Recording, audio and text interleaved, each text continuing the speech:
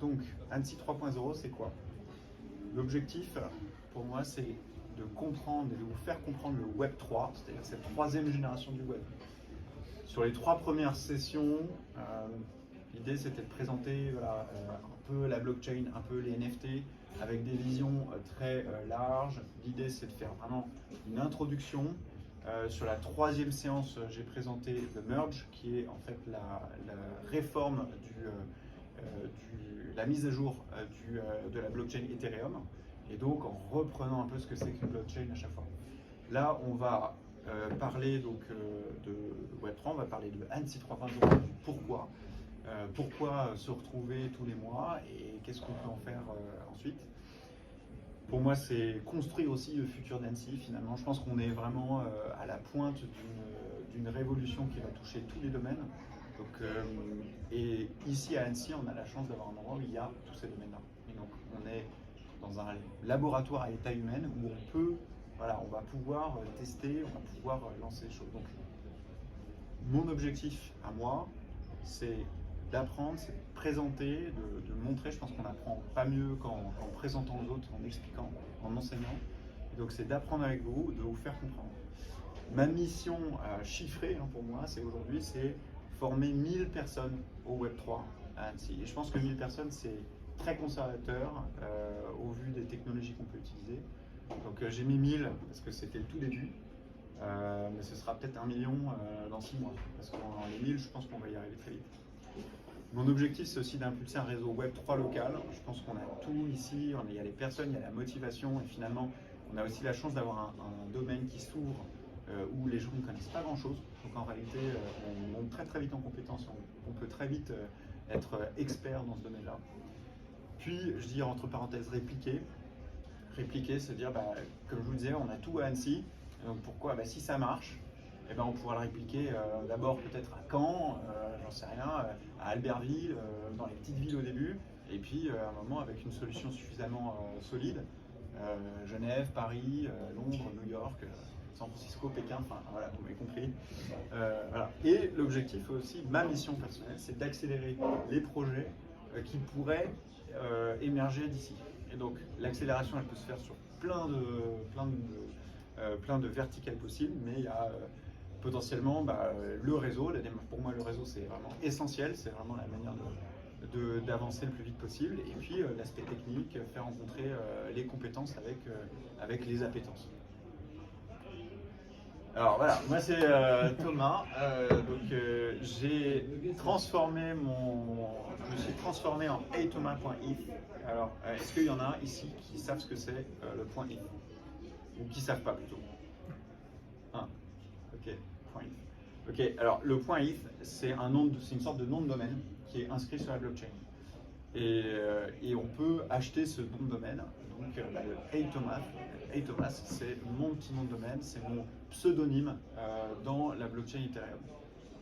J'ai 32 ans, je travaille chez Seabubble en sales, je suis ingénieur de formation, ça fait 2 ans que j'ai plongé dans le Web3 et en fait ça fait que s'accélérer, et la passion aussi ne fait que grandir.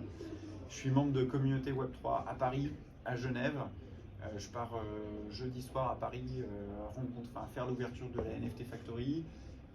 À Genève, il y a un événement ce soir. Voilà, je leur ai dit, les gars, en fait, je vais aller plus vite que vous. Voilà, il y a plein de choses qui sont en train de se passer. Et pourquoi pas Annecy. Donc ma mission, comme je vous le disais, c'est construire un Web3 à Annecy pour Annecy au départ. Et puis le monde, voilà, on peut aller voir plus loin. Alors, on a fait donc déjà 3 séances. Alors ceux qui connaissent un peu l'informatique verront la petite référence culturelle, mais en informatique on commence toujours par 0 quand on compte. Donc le 3.0.0 c'est la première session, première séance, c'était une introduction générale, théorique à la blockchain. La deuxième séance, donc c'était plutôt vraiment un côté NFT, les grandes collections culturelles, typiquement Bored Apes, CryptoPunk, et puis on allait regarder des trucs un peu marrants qui se sont faits dans le domaine. La troisième séance, comme je vous le disais, c'est donc Ethereum et The Merge. C'était un événement majeur dans le monde blockchain qui était le mois dernier, qui s'est passé sans aucun problème. Et donc l'idée c'était de présenter The Merge à 2 jours près, 2 jours après, ce que c'était, ce que ça représentait, et donc d'expliquer aussi ce que c'était qu'Ethereum. Alors on est dans un sujet, enfin vous le savez certainement, vous êtes là, ça vous intéresse, mais on est dans un sujet mais qui est hyper hot et qui va finir par, enfin qui chauffe et qui ne fait que chauffer. On a notre cher ministre qui aujourd'hui ou hier, c'était le 17, on est le 20, donc il y a 3 jours, annonce qu'il veut faire de la France le camp de base en Europe des cryptos et de la DeFi. Donc ça donne un peu le là. Sachant qu'on a des plans d'investissement dans l'hydrogène à 7 milliards, là on est plutôt sur, enfin on a des investissements privés de l'ordre de centaines de millions, enfin ça monte, et en fait on a une sauce qui est en train de prendre, donc c'est, je pense, le meilleur moment pour s'y intéresser. Mais pour Bruno Le Maire aussi, le Bitcoin ne sera jamais un moyen de paiement dans l'Union européenne. Alors pourquoi je mets ce mais, c'est que la crypto en fait hérite beaucoup du Bitcoin. Le Bitcoin c'est le grand-père de la crypto, et donc c'est aussi intéressant de voir peut-être cette petite nuance et ce bémol qu'un ministre peut mettre. Donc aujourd'hui on va parler de tokenomics. Mon objectif et notre objectif à Wilfried, puisque c'est Wilfried qui va vous présenter les tokenomics, c'est de faire un rapide tour introductif et vous donner un peu l'eau à la bouche pour vous y intéresser. Tout en rentrant quand même un peu dans quelques détails techniques pour vous dire d'utilisation que vous pourrez, enfin d'utilisation d'expérience utilisateur, donc des choses que vous pourrez faire vous-même. Et le but c'est d'aller creuser un petit peu. Les tokens, pour le faire très simple, les tokens c'est une sorte de monnaie sur un élément échangeable sur la blockchain, donc qui est suivi et traqué par une blockchain et qui permet de dire on peut découper la valeur d'un téléphone portable en plein de tokens. C'est comme des centimes et des euros, enfin on peut nommer, donner une valeur. Sauf que c'est un programme informatique, et donc voilà. Je ne vais pas rentrer dans tous les détails, c'est Wilfried qui va vous expliquer un petit peu.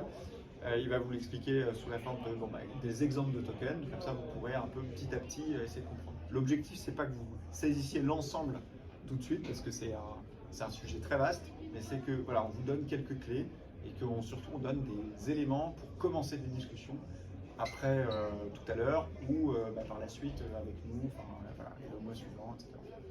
Donc d'abord, qu'est-ce que c'est qu'un token? Est-ce qu'on peut innover dans les tokens? Qu'est-ce qu'on peut faire de plus? Comment innover dans ces tokens-là? C'est toutes ces questions qu'on peut se poser. Et moi, c'est-à-dire et vous, qu'est-ce que vous tirez de ça? Qu'est-ce que vous pouvez tirer des tokenomics? Comment est-ce que vous pouvez vous intéresser à ça?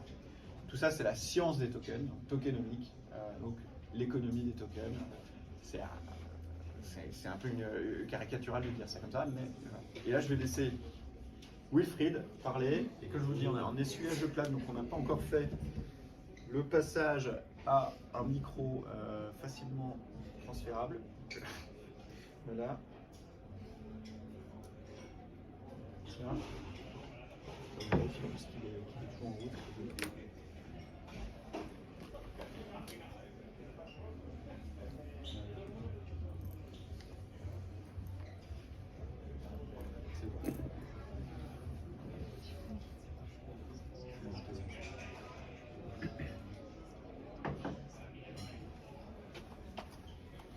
Ok, bonjour à tous. Donc ça c'est moi. C'est le dernier NFT que j'ai acheté, voilà, avec plaisir. Alors, un spécial sur moi, donc moi je suis designer, je fais des missions dans le Web3 à l'occasion, je fais pas que ça. Et juste petite information, les écosystèmes que j'aime, donc les blockchains que j'aime bien, juste pour en discuter, c'est Ethereum, Cosmos que j'aime beaucoup aussi, qui est une blockchain super intéressante, et Bitcoin aussi, parce que Bitcoin c'est Bitcoin quand même. Donc voilà, comme l'a dit Thomas, on va parler des tokenomics aujourd'hui. Token, c'est l'économie des tokens. Donc première question, c'est quoi un token? Donc un token, je vais vous donner des exemples. Par exemple, le Bitcoin, BTC, c'est le token de la blockchain Bitcoin. Et Ether, c'est le token de la blockchain Ethereum. Avax, de la blockchain Avalanche. Uni, c'est le token de l'application. Là, c'est pas une blockchain, c'est une application. Elle a quand même un token. C'est l'application Uniswap. Et Sand, voilà, le Sandbox. Alors, première très bonne question à se poser, pourquoi on s'embête avec un token? Parce que, on peut quand même se poser la question. Ça semble évident, mais voilà. Et là, pour ça, il faut revenir faire un pas en arrière. Et c'est un peu tout ce qu'on a vu dans les dernières présentations. C'est quoi la blockchain? C'est un système qui est distribué. Donc, c'est-à-dire qu'il est sur plein d'ordinateurs. Et surtout, en fait, et ça qui est vraiment différent, c'est qu'il est autonome. Donc, en fait, on veut qu'il soit régi par sa propre économie. Et on va continuer sur les questions. En fait, pourquoi est-ce qu'on veut en fait que le token soit régi par sa propre économie? Parce qu'en fait, il y a du travail à faire. Ça va par exemple stocker l'information, ça va faire la maintenance, faire la mise à jour, vérifier s'il n'y a pas de fraude, etc. Ça, c'est du travail fait par des gens, par des développeurs, par n'importe qui. Et donc ces gens, ils sont pas, c'est pas des bons samaritains. Ils veulent être rémunérés. Donc en fait, c'est pour ça qu'on met en place un système automatique de paiement de ces personnes. Et ça, c'est quelque chose quand même de vraiment très très important à comprendre. S'il y a du travail à faire, on les paye avec un token. Et là, ce qui est intéressant, c'est de se dire, ok, je suis payé avec un token, je suis payé avec du Bitcoin, de l'Ethereum, mais pourquoi est-ce que ça ne vaut pas zéro? Ça, on peut se poser la question. Et on a enfin une réponse à, c'est un Ponzi ton truc. Donc voilà, en fait, tout simplement pourquoi? Parce que comme tout, un token, ça a de la valeur, parce que ça a de l'utilité. C'est pas plus compliqué que ça. Et voilà. Et donc pour utiliser, en fait, principalement, on va payer l'usage de la blockchain. Vous utilisez la blockchain, le Bitcoin, vous devez payer avec le Bitcoin. Donc vous ne pouvez pas utiliser la blockchain Bitcoin sans avoir un Bitcoin. Vous utilisez la blockchain Ethereum, vous avez besoin d'un Ether. Donc voilà, sans ça, vous ne pouvez pas vous en servir. Donc vu qu'une image ou une démo vaut 1000 mots, quelque chose du genre, on va faire une petite démo rapide d'une transaction. Voilà, pour ceux qui étaient déjà là, vous connaissez. Là, c'est le MetaMask. C'est là, en fait, c'est un portefeuille où on enregistre ces tokens. Et là, le champ une blockchain, c'est la blockchain Polygon. Il y en a d'autres, par exemple, j'ai Ethereum, etc. Voilà, j'ai plein de blockchains parce que je bidouille. Et donc, par exemple, je vais faire une transaction d'envoi, toute simple. Donc, je fais Send. Et là, ici, je vais dire à qui je vais envoyer l'argent. Donc, et alors, on va envoyer sur 0,01, parce que voilà, quand même, on ne va pas envoyer trop. Hein. Et là, non, pas de problème. Et là, par exemple, en fait, ce qui est super intéressant à voir, c'est qu'en fait, ici, il y a le gaz. Et le gaz, c'est le mot pour dire les frais de transaction. C'est ce qu'on va payer justement. Et quelque chose qui peut être intéressant à voir, c'est que plus on paye cher, là, par exemple, si je paye 0,04 Matic, je vais être mis en 30 secondes. Et si je paye un peu plus cher, ça va être plus rapide. Donc voilà, on va payer. Je fais confirmer. On va espérer que l'internet ne nous lâche pas, mais ça a l'air d'aller. Et là, par exemple, je peux regarder ma transaction en fait sur l'explorer de blockchain. Ça veut dire qu'en fait sur la blockchain, tout est public. Donc cette transaction que je viens de faire va être sur l'explorer de blockchain. Et donc là, c'est en cours de traitement. Et donc là, il y a des mineurs qui sont en train de travailler, qui sont en train de faire le travail, qui sont en train de vérifier si ma transaction est correcte, en train de vérifier si je ne fais pas de bêtises, et ils sont en train de l'ajouter dans la blockchain. Et donc voilà, ma transaction a été validée, c'est un succès. J'ai envoyé de cette adresse à cette adresse, telle valeur, un peu radin, et avec des frais de transaction très peu chers, parce que voilà, c'est un truc très simple, c'est une blockchain pas chère du tout. En tout cas, j'ai payé.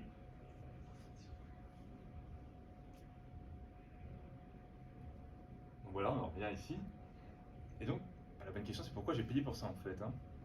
Alors déjà, ce qu'il faut voir, c'est qu'on paye tous, hein, déjà. Par exemple, vous utilisez Internet, vous payez quand vous utilisez Internet. Vous payez un forfait, et après, vous pouvez faire des choses. Votre banque, vous faites un virement, ok, vous avez l'impression que c'est gratuit, mais la vérité, c'est que vous payez votre banque tous les mois. C'est juste, elle centralise le coût, vous ne payez pas chaque transaction. Mais par contre, on paye bien. Et en fait, pour la blockchain, il y a des qualités un peu spéciales de la blockchain, c'est tout ce qu'on a vu pendant les précédents meetups, qui font qu'on a encore plus envie de payer, on a plus d'intérêt à payer. On a des transactions qui sont instantanées, des transactions qui sont sécurisées, qui sont non censurables. Ça veut dire, par exemple, imaginez vous essayez d'envoyer une transaction en Iran. Là, franchement, très franchement, il y a des chances que votre banquier vous appelle, vous dit pourquoi est-ce que vous faites ça? Là, a priori, c'est non censurable. Il y a accès à des produits financiers innovants ou NFT, etc. Et aussi, la chose qui peut être intéressante à voir, aussi pour se rendre compte en fait, de l'ampleur de la chose, c'est que ça donne accès à une liquidité, c'est-à-dire de l'argent, hein, qui est important. Par exemple, là, sur la blockchain Ethereum, on voit qu'en ce moment, là, il y a 30 milliards d'actifs sous gestion sur la blockchain Ethereum. Et au pic, on était à 100 milliards. Donc, il y a quand même 100 milliards de gens qui ont déposé sur la blockchain Ethereum. bah, déjà c'est qu'ils en tirent quelque chose, mais rien qu'accéder à cet argent, bah, voilà, ça veut dire que si on va accéder à cette liquidité, ça vaut qu'on est prêt à payer pour ça, quoi. C'est-à-dire qu'il y a des choses à faire. Donc voilà, déjà première chose, donc voilà, pour résumer cette première partie, il y a déjà deux usages du token. Ça va être rémunérer les acteurs, ceux qui contribuent, et payer la blockchain. Alors maintenant, en fait, ce qui est intéressant à voir, c'est qu'il n'y a pas que les blockchains qui ont des tokens, il y a aussi des applications. Et d'ailleurs, si vous voulez vraiment faire des smart tasks pendant les soirées, c'est pas obligé, il faut dire, pour une blockchain, on dit un coin, et pour une application, on dit un token. Concrètement, tout le monde dit token, mais en vérité, il y a cette distinction. Donc en fait, quelle est la valeur ajoutée d'un token pour une application? Alors typiquement, c'est vraiment l'application qui va décider de ce qu'elle veut faire, et ça va être un peu des arguments de vente pour elle. Elle va proposer par exemple des réductions de frais en investissant son application. Vous possédez son token, vous avez des frais, vous payez moins cher les services. Alors voilà, j'ai le token de l'application, je prends l'exemple d'Amazon, pourquoi pas, mais disons j'ai le token de l'application Amazon, je paye moins cher mes frais de transport. Ils n'ont pas de token, hein, mais ils pourraient faire ça. Aussi souvent, quand vous avez un token, vous pouvez récupérer une partie des profits de l'entreprise. Voilà, vous avez le token, donc vous possédez, voilà. Vous pouvez, des fois, certaines applications vous récompensent quand vous utilisez leur application. Alors, imaginez vous utilisez Amazon, et imaginez vous gagnez des tokens qui sont quasiment des parts de l'entreprise. Ça, c'est pas le cas actuellement, mais c'est possible. Aussi, ça c'est très important, ça vous permet de participer à la gouvernance, c'est-à-dire aux décisions de l'application en ayant le token. Ce qui a un côté décentralisé, c'est qu'en fait, n'importe qui peut acheter le token et acheter sa mort. Ça peut être fait. Et ici, et ça c'est quand même le nerf de la guerre pour les applications créent des tokens en vérité, il faut pouvoir lever de l'argent, faire un peu de... C'est le côté spéculation, qui est tout à fait vraiment un truc central là-dedans. Voilà. Alors donc voilà, pour reprendre un peu tout ça, donc ce qui est vraiment différent en fait avec le token et avec là-dessus, c'est que n'importe qui peut acheter ce token. Et en fait, ça permet de faire les choses d'un côté sans autorisation. Quand vous levez des fonds auprès d'un public, et par exemple, vous émettez un token et vous pouvez émettre des fonds. Par exemple, pourquoi pas, peut-être votre Francie, j'y pense, peut-être créer un token. Et si vous croyez au projet, vous achetez le token. Et si un jour votre Francie devient gros, votre token va peut-être prendre de la valeur. C'est comme acheter des actions d'un côté. Ensuite, vous pouvez participer à la gouvernance d'un projet sans autorisation. Vous allez, vous achetez le token, et bim, vous pouvez voter. Ensuite, vous pouvez être récompensé, parce qu'on l'a dit, à l'usage de l'application, ce qui n'est pas le cas avec cette application. Et voilà, vous récupérez une partie des profits de l'entreprise. Et donc, en fait, quand on voit tout ça, on se dit qu'il y a un gros rapport entre un token et une action, où on peut voter sur la gouvernance et récupérer des profits. Et c'est que là-dessus, il y a d'énormes débats là-dessus, et vraiment, les régulateurs ont envie de requalifier ça en tant qu'action, parce que d'un coup, il y aura énormément de régulations à suivre et des choses assez différentes. Après, ça pourrait être une innovation, donc là-dessus, il y a énormément de débats pour dire, bah, ça c'est un token, ça c'est en vérité une action, c'est pas un token, c'est une action. N'hésitez pas si vous avez des questions ponctuelles, vous me dites, vous me dites si je vous ruine un peu trop. Voilà, je vais vous faire une autre démo de comment ça se passe la gouvernance.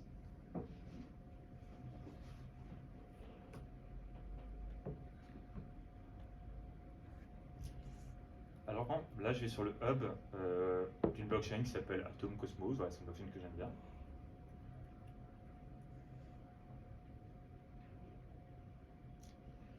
Et là, par exemple, je vais vous montrer deux choses. Première chose, que je suis riche.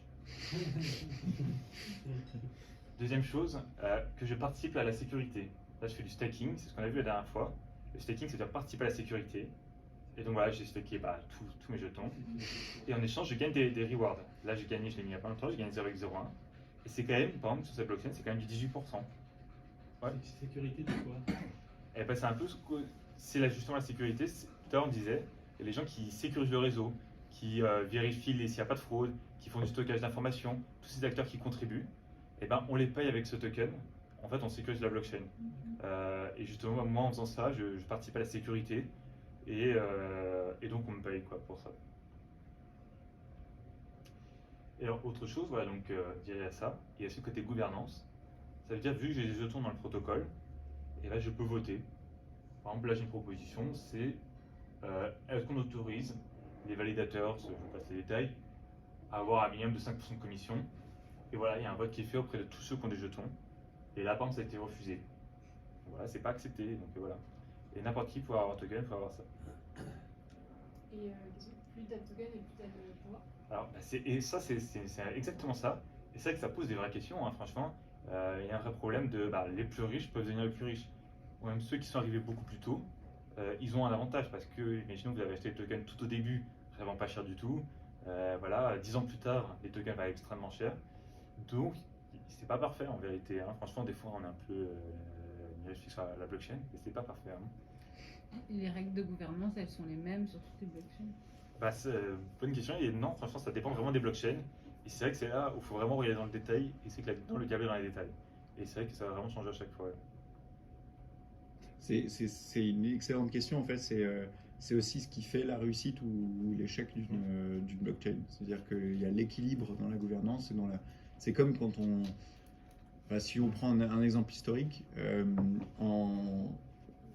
crois que c'était en 61, 50, non, 56, en France, il y a eu donc changement de république. C'est 56, hein, je ne me trompe pas. La dernière République, la 5e République, ça a été les règles de la République, la Constitution, elle a été réécrite à ce moment-là. Et du coup, il y a eu une demande d'experts qui ont dit, voilà, on va écrire les lois comme ça, l'équilibre des pouvoirs entre le Sénat, l'Assemblée nationale, le président, on va faire les choses. Et une blockchain, il y a les mêmes, on va dire, règles comment est-ce qu'on dit qui vote pour changer le protocole, est-ce qu'on fait changer le protocole ou pas. Bitcoin, c'est un protocole qui est fixe, qui va rester tel qu'il est ad vitam, alors que Ethereum, ça bouge. Et en fait, il y a des voteurs, il y a des gens qui vont voter, qui vont dire non, mais moi je voudrais que Ethereum soit plus flex sur telle ou telle règle, etc. Donc en fait, la gouvernance fait partie intégrante de la valeur d'une blockchain. C'est vrai que c'est vraiment un élément extrêmement important de se dire ça, l'idée, c'est qu'elle soit décentralisée, autonome. Donc voilà, il y a cette gouvernance qui est automatique. Et par exemple, une question. Donc là, tu peux proposer aussi une règle? Alors ça là-dessus, par exemple, ça dépend des blockchains.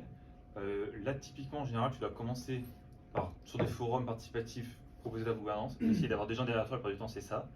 Et ça dépend des blockchains, mais souvent, il faut mettre des jetons assez importants, en tout cas, faire un consensus autour de toi, des gens qui vont mettre des jetons en jeu pour éviter les propositions abusives. Et si ta proposition est totalement refusée, on considère que c'est un peu inepte, et tu pourras un peu te punir. Ça dépend vraiment des blockchains.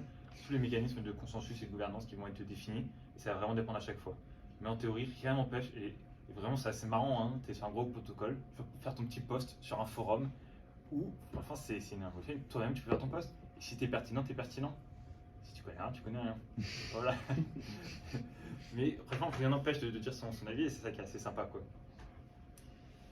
Après, voilà, il y a toujours ça reste très humain, ça reste toujours des gens quand même qui ont plus d'influence que d'autres. C'est pas parfait, hein, franchement, c'est pas parce que c'est la blockchain, c'est le Web3 que c'est miraculeux, ça reste des humains. D'ailleurs, en parlant de pas parfait, la prochaine slide sera parfaitement là-dessus. Une dernière partie. Qu'est-ce qu'est une bonne économie du token ou mauvaise économie du token? Et ponzinomique, on appelle ça, avec le Ponzi. Ponzi, c'est un peu l'arnaque, quoi. Et c'est vrai que franchement, on va pas se mentir, hein, très franchement, la plupart des protocoles ne sont pas franchement sérieux. Hein. Il y a quand même une bonne partie qui sont là pour la spéculation et c'est pas forcément sérieux. Donc c'est important de savoir faire différencier les deux. Donc on va parler de 3 éléments de tokenomics. Si vous avez un point, je sais pas. Non, c'était par rapport à la pyramide de Ponzi. Mais... Ouais. L'histoire de Ponzi, c'est une histoire marrante. C'est un Italo-américain qui a commencé aux États-Unis à vendre, à dire j'ai un super plan d'investissement. Il faut que vous me donniez votre argent et je vous rendrai un rendement de 20%. Alors que le rendement de base, il est de 5%. Et il dit, du coup, les gens disent, c'est hyper intéressant, on te file $100. Il dit, tu sais pas.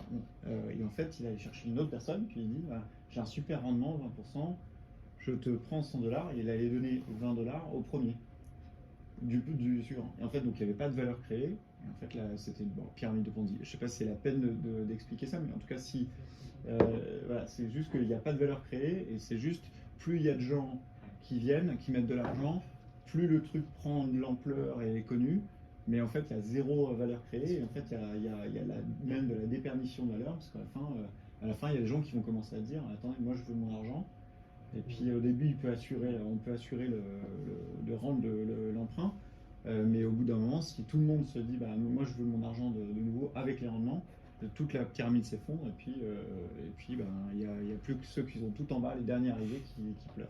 Voilà. Et ça, franchement, oui, dans la crypto, c'est vraiment une réalité. Hein. Et quand les gens disent qu'il y a des arnaques, c'est complètement vrai. Après, il y a du très bien aussi. Hein. Alors, première chose, de leçon sur les tokenomics. Là, par exemple, vous voyez les prix d'achat. Par exemple, Seed, c'est le premier investisseur. Ils ont acheté à 0,28 $. Vous, le mieux que vous puissiez acheter, c'est série B, donc à 1 $. Donc, vous achetez 30 fois plus cher que le premier investisseur. Donc, lui, il a déjà fait un bénéfice de x30. Donc, il faut être conscient qu'il y a des gens, dès le début, vous avez le droit d'acheter. Il a déjà un bénéfice de fou furieux, donc il a intérêt à vendre. Donc, il y a sans arrêt cette méthode de gens qui vont se faire quand même un bon bénéfice sur vous. C'est pas forcément obligé d'être toujours à ce point, hein, mais c'est un exemple, et ça, c'est quand même relativement courant. Après, d'un côté, ils ont quand même pris plus de risques. Le projet était encore petit, ils ont bloqué leur argent pendant 2 ans. Voilà, c'est le concept, plus prendre un peu de risque. Après, quand est-ce que c'est normal, quand est-ce que c'est pas normal, c'est la question, et c'est à nous de juger. Tu connais un endroit où on peut contrôler ça justement? Par exemple, un site Ça, par exemple, il y a 2 sites qui sont bien pour ça. Déjà, tu as CoinGecko, il y a un autre qui s'appelle Messari, qui est très bien. Messari, tu tapes le nom du projet, quand tu vois, tu as. Et là, tu regardes un onglet, c'est Tokenomics, et tu vois en fait, généralement, quel prix les gens ont acheté et comment c'est réparti. Et ça, c'est pas mal. Et c'est difficile de jauger ce qui est normal ou pas. Franchement, c'est pas facile de se dire est-ce que c'est normal de 10 fois plus cher, c'est peut-être normal, 100 fois plus cher, c'est peut-être pas normal. C'est pas facile, ça demande un peu d'expérience, c'est pas facile. Ouais. Là, par exemple, là, on a un exemple. Il y a la team qui a 17% des tokens, les investisseurs ont 29% des tokens, donc ils ont 50% des tokens. Et pendant 4 ans, ils vont libérer des tokens, parce qu'ils ne sont pas débloqués dès le début, ils sont débloqués au fur et à mesure, ces tokens, c'est pas genre du coup des premiers jeux ils peuvent tout vendre. Et donc pendant 4 ans, ils vont avoir intérêt à vendre ces tokens et faire un énorme bénéfice comme on l'a vu. Donc voilà, ça pose question. On peut vraiment se poser la question là-dessus. Et c'est vraiment des trucs à prendre en compte. Voilà. Et ça, les décisions de libérer des tokens à tel moment ou tel moment, c'est des décisions qui sont prises liées à des règles de gouvernance ou est-ce que c'est des décisions... C'est beaucoup l'équipe au début qui décide ça quand même. Et ça, c'est transparent ou ouais, c'est pas transparent par forcément? contre. Et ça, généralement, s'ils exagèrent trop, ils cassent la confiance. Ils n'arriveront pas à créer de communauté. Ouais. Après, Donc, la pro, c'est une nous, on séparance tient- entre les deux. Et après, il y a des projets qui sont très sincères et qui distribuent directement 80% de leurs tokens à la communauté. Il y a d'autres projets, c'est pas du tout ça. Ok. Et ils vous prennent pour des teuteux. Je sais pas ce que ça veut dire. Autre chose, un exemple que je voulais vous donner et que je trouve super intéressant. À votre avis, c'est qui la meilleure affaire entre ces deux-là? C'est vrai qu'on peut faire un défi. À votre avis, vous voyez ça comme ça. Lequel vous achetez entre les deux? C'est une question Bah, moi, je suis piège, du dessous. Daniel. C'est une question piège. Et c'est qu'intuitivement, on peut se Bah, dire. ça dépend depuis quand ils existent. C'est quoi la market cap? Ah, mais il y a quelqu'un qui dit un mot-clé là. Et ça, là, on voit le prix. En fait, le prix tout seul ne vous dit absolument rien. Et ça, c'est super important à comprendre. Ok. C'est clair qu'il a 0,0006, il y a 400 milliards de tokens en circulation. Là, il n'y en a que circulating supply, il n'y en a que 30 000. Donc 30 000 fois 8 000, ça fait une capitalisation de 250 000. 400 milliards fois ça, je n'arrive même pas à dire le chiffre, ça fait le même montant. Et si vous regardez leur rang, ils sont exactement équivalents. Donc on a l'impression qu'ils sont super différents, mais ils sont exactement valorisés pareil. Ça, c'est vraiment important à comprendre. Et ça, franchement, généralement, pour info, les tokens qui font ça, c'est mauvais signe, parce que c'est un peu un attrape débutant qui va se dire oh bah ça va monter facile à au moins $1. Le bitcoin c'est à 70 000, donc facile c'est au moins $1. Donc je vais pouvoir faire x 10 000, je suis un génie. Alors que c'est déjà très cher en réalité. Et vraiment ça c'est très typique. Au début c'est pas intuitif quand même, non mais c'est que c'est pas intuitif.